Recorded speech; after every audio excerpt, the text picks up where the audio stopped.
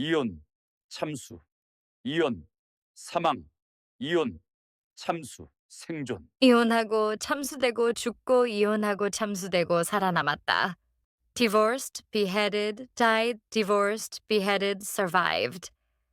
과연 한 왕의 손에 이토록 가혹한 운명을 맞이한 여성들은 누구였을까요? 여러분, 혹시 한 사람의 집착이 한 나라의 운명을 통째로 바꿔버린 놀라운 이야기에 대해 들어보셨나요?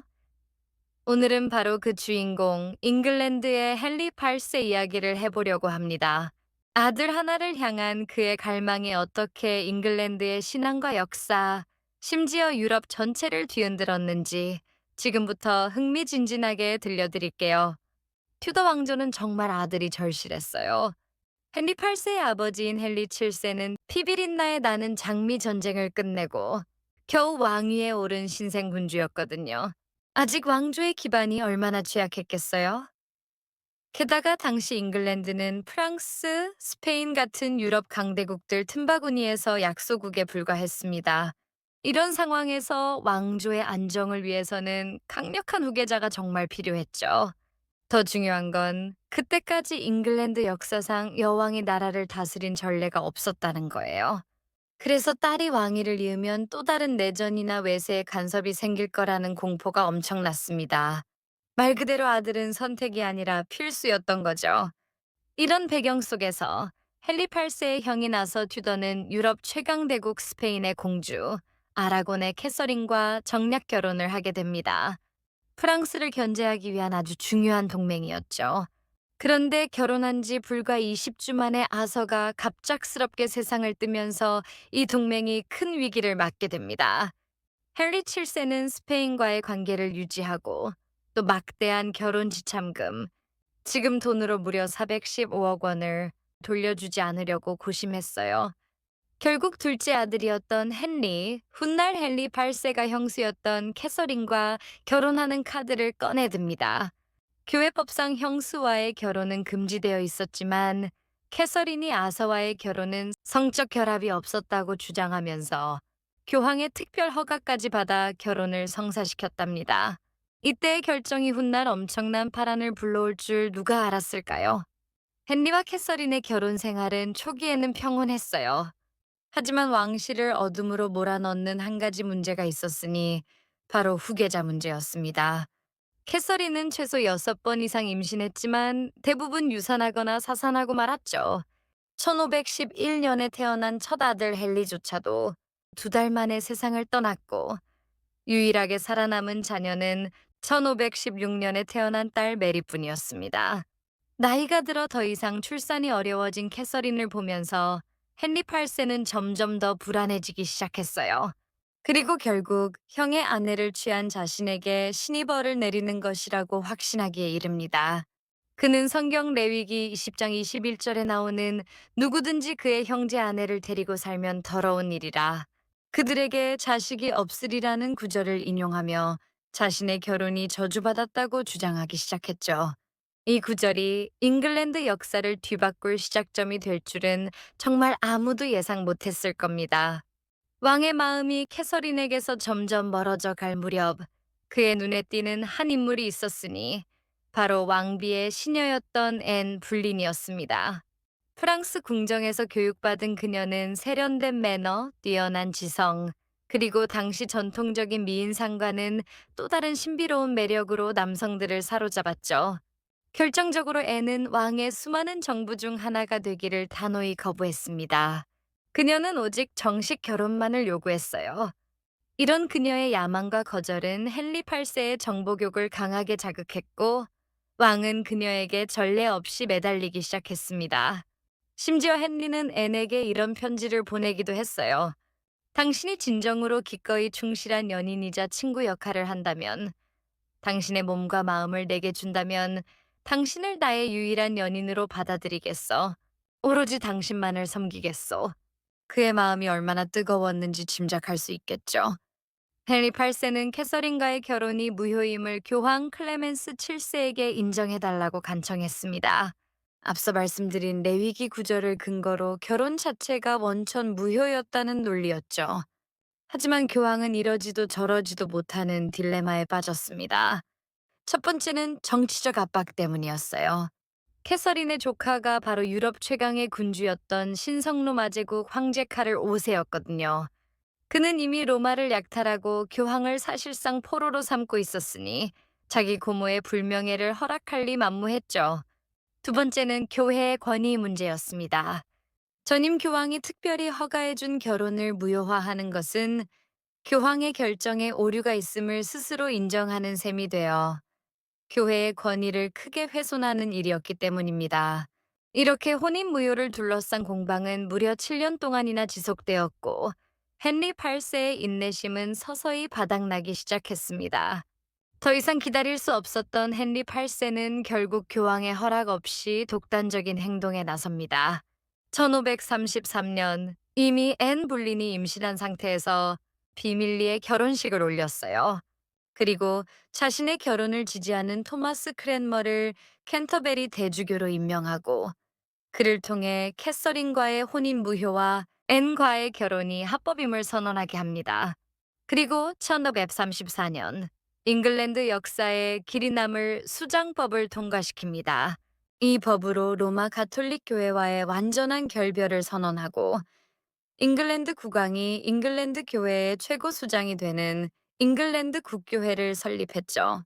이 모든 것이 아들을 얻기 위한 헨리 8세의 정치적 결정이었다는 사실이 정말 놀랍지 않나요? 새롭게 세워진 잉글랜드 국교회와 왕의 권위를 확고히 하기 위해 반역법이 제정되었습니다. 왕의 종교적 수위, 즉 왕이 교회의 최고 수장임을 부정하는 사람은 누구든 대역죄인으로 간주되어 처형당했죠. 우리가 잘 아는 소설 유토피아의 저자 토마스 모어를 포함한 수많은 고위 인사들이 이 법에 의해 안타깝게 목숨을 잃었습니다. 헨리 8세는 여기서 멈추지 않았어요.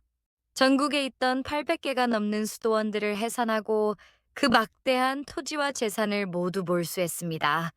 이는 왕실 재정을 풍족하게 하고 몰수된 땅을 나눠 받은 신흥 귀족들을 종교개혁의 든든한 지지자로 만들려는 아주 영리한 계산이었죠. 물론 이에 반발하는 은총의 순례 같은 대규모 봉기가 일어났지만 왕은 이를 무자비하게 진압하며 자신의 절대 권력을 만방에 과시했습니다. 헨리 8세의 일생은 아들을 향한 끊임없는 여정이었고 그 과정에서 무려 6명의 왕비가 등장합니다. 첫 왕비 아라곤의 캐서린은 혼인 무효로 물러났고 두 번째 왕비 앤 불리는 참수당했죠. 세 번째 왕비 제인 시모어가 드디어 그토록 원하던 아들 에드워드 6세를 낳았지만 출산 후유증으로 사망하고 맙니다. 네 번째 왕비 클레베의 앤은 초상화와 너무 다르다는 이유로 6개월 만에 혼인 무효가 되었고 다섯 번째 왕비 캐서린 하워드는 간통 혐의로 참수당했어요.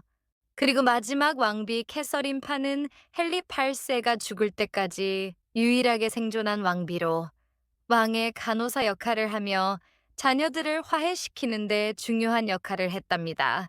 정말 파란만장한 결혼 생활이죠.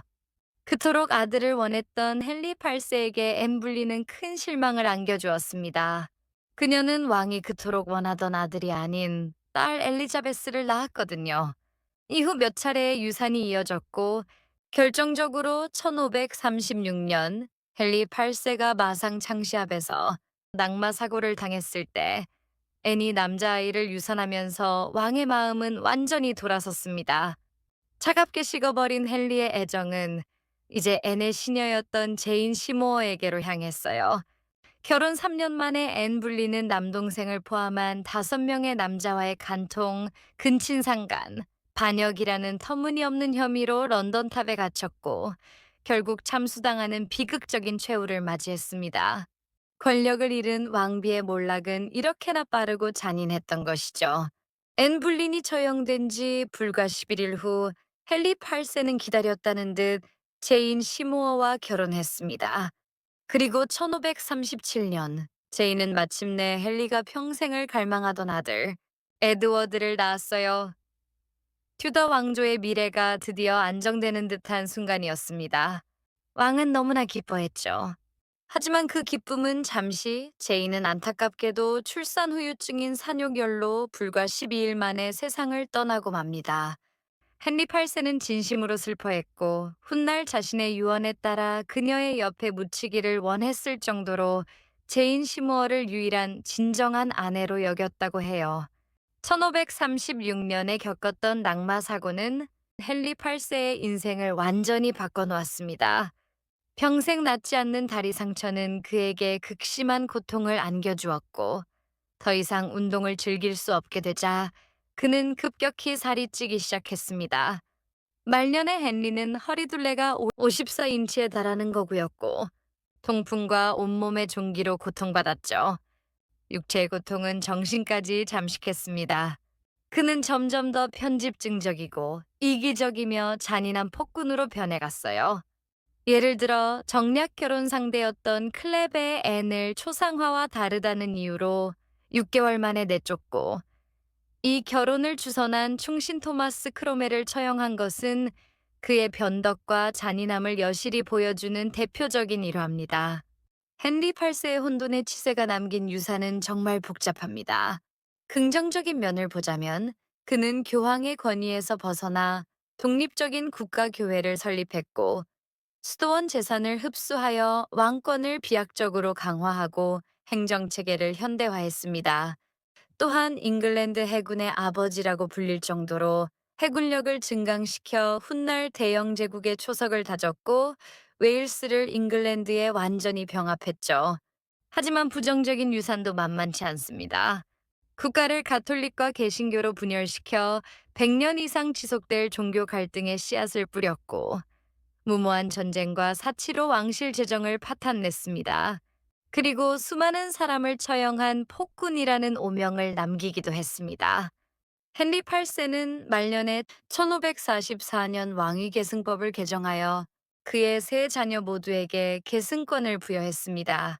그토록 원했던 아들 에드워드 6세는 병약하여 겨우 15세의 나이로 요절했고 그의 짧은 치세 동안 잉글랜드는 급진적인 개신교 개혁을 겪습니다.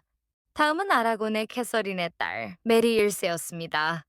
그녀는 독실한 가톨릭 신자로서 아버지의 종교 개혁을 뒤엎고 잉글랜드를 다시 가톨릭 국가로 되돌리려 했죠.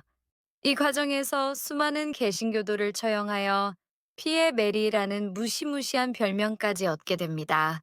그리고 마지막으로 앤 불린의 딸 엘리자베스 1세. 한때 사생아로 낙인 찍혔던 그녀는 왕위 계승 서열 3위로 자신의 순서를 묵묵히 기다리고 있었습니다. 이 세 명의 아이들이 잉글랜드의 미래를 어떻게 바꿀지 헨리 8세는 상상이나 했을까요? 헨리 8세의 평생은 오직 튜더 왕조를 굳건히 지킬 아들을 얻기 위한 광기 어린 투쟁 그 자체였습니다. 그는 이를 위해 나라의 종교를 바꾸고 수많은 사람을 희생시켰으며 심지어 유럽 전체를 뒤흔들었죠. 하지만 역사의 가장 큰 아이러니는 그의 모든 노력이 예상치 못한 결과로 귀결되었다는 점입니다.